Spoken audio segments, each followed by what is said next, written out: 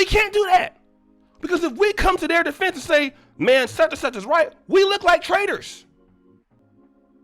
Even if they had got called out Myron Freshman Fit by the white Manosphere guys at a bigger channel, all of us would have stayed out of it. Where's the lie?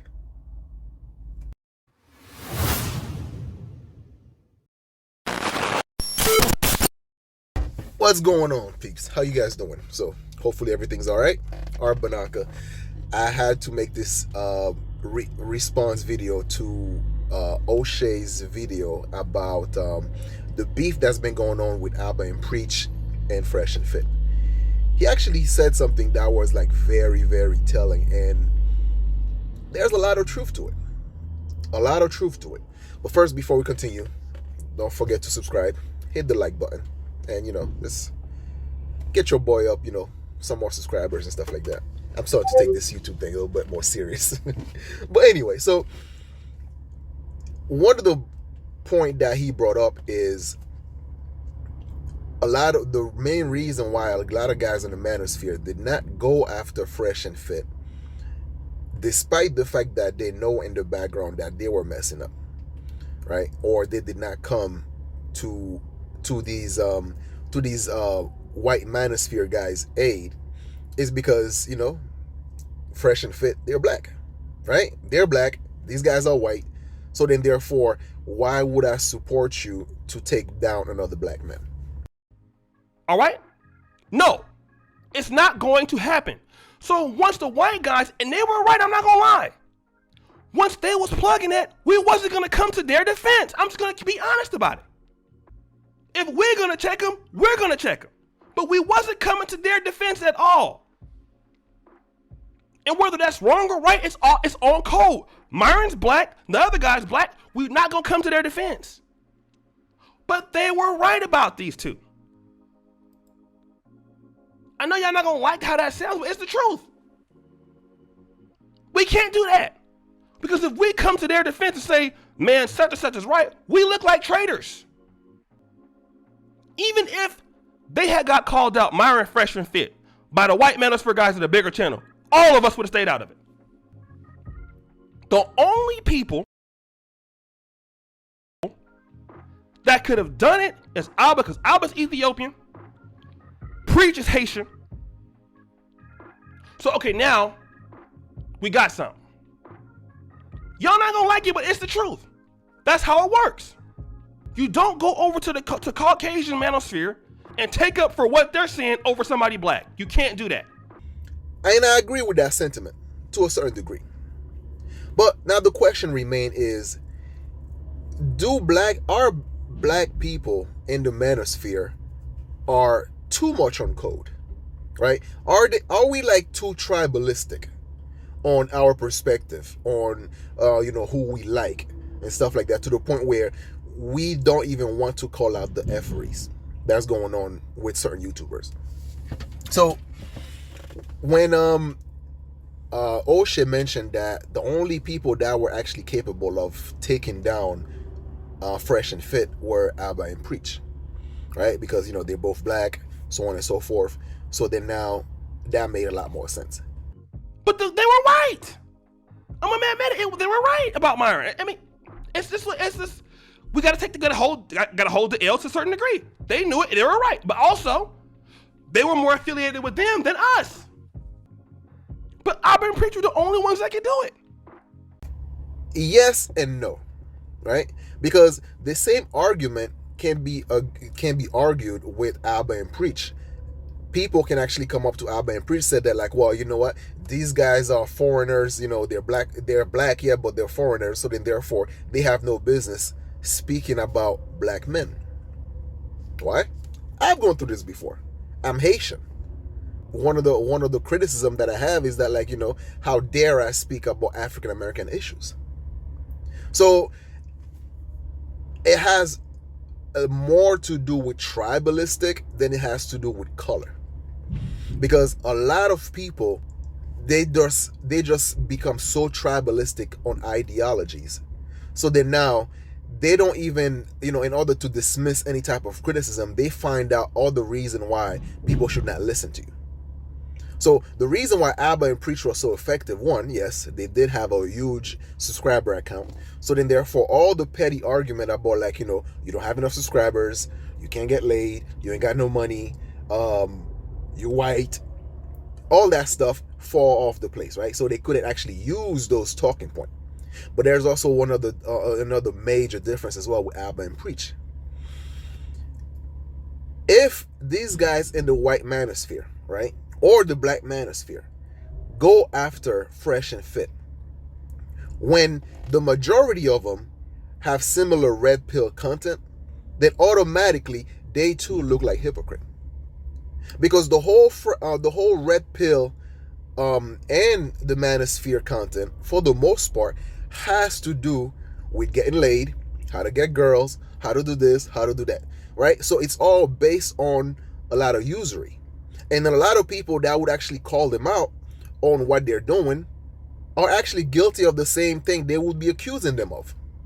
So that it wouldn't make any sense for them to try to go after Fresh and Fit and be like, oh, you miss, the way you talk to these girls, you got no respect for them, you abuse them, blah, blah, blah. I'm like, and then you check out their channel, they're in the same mindset, this chicken and this dude, so therefore, they were not credible. The majority of them were not credible. So then, of course, it would take a guy like Abba and Preach to bring that to the forefront. So then they actually bring a level of validity to the smaller YouTubers that had similar, that also had a level of integrity and also, but with a smaller channel. So then now, what their criticism now becomes validated. Right? Dude, there are plenty of channels that talk about like that can be a defactor to what Fresh and Fit was saying. The true criticism, whether it's from the white sector or the black sector. But because these people were, struggle channel, so then therefore automatically they were dismissed. But however now, just because the black manosphere is, or the black culture as a whole is tribalistic, doesn't mean that there is some level of reasoning behind it, right? So when Osha, I think one of the comment section, I think Osha said is that being on code sometimes is a blessing or a curse, or something to that extent. But here's the blessing, right? Here's why I believe when black folks or black culture are so tribalistic.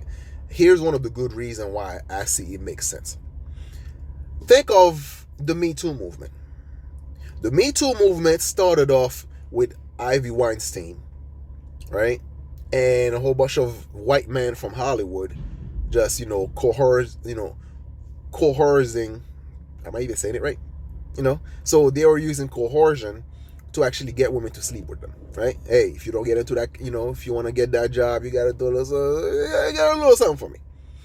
So then when things hits the fan, who they actually put as the face of the Me Too movement? Bill Cosby, right? So even though these white guys, they were doing way worse than what Bill Cosby was doing, right? Whether, you believe in the verdict or not and stuff like that, or you think he's guilty or not, that's a whole different conversation. But the fact remains is that they blasted Bill Cosby all over the news, right? 24-hour segment about his trial and all this stuff like that, right? Meanwhile,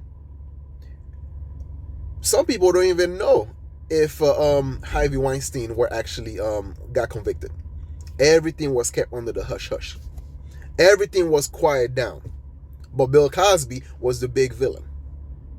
So yeah, so I do understand why some black people would actually, be quote-unquote on code and refuse to call out the F-word when it comes to people that look like them. Because they would use these as a way to villainize the black sector as a whole. Think of it this way, right? So let's say that now this whole red pill F-word, right? This whole toxic nature that's been going on. And yes, there's a lot of that in the black sector. There's a lot of that. We cannot deny it. all these toxic fans and people that's actually gonna try to drag others, stalking them and all that stuff. And I believe YouTube's gonna come hard on the hammer with this. However, now, the white manosphere is just as crazy, just as toxic as the black manosphere in that sense. So then, therefore, why would we help the white manosphere to actually portray Fresh and Fit as the face of male misogyny? You already see what they're doing to Kevin Samuel. So then they would actually definitely use Fresh and Fit as an example of what these black men are talking about. So I get where O'Shea is coming from in that sense, where he would not actually participate in taking down another black YouTuber. I get it. I get it. Trust me, I get it. But I think now what we need to do is be more honest about holding each other accountable. Right? We don't have to get Fresh, Abba and Preach to come to our sector. Well, not ours. Am I part of the black manosphere? I don't know. But anyway, so to come to the black manosphere sector to actually spank a couple of red pill dudes. And then now we're like, you know what? This guy makes sense. Yes, they do make sense. And there's a lot of people in the black sector that also make sense as well. I talk about that all the time. Guys like G. Larry, pocket watching accountant. What's his other name? Oh yeah, the lead attorney, and so many other ones. Big J. A lot of us talk about these behaviors. But because our channel is not as big, our channel doesn't have, 6 figures and stuff like that. So then therefore, our word fall in deaf ears. But that's all I had to say for this. So shout out to you, O'Shea. That was an awesome video. I appreciate it. And then so you guys check out his channel.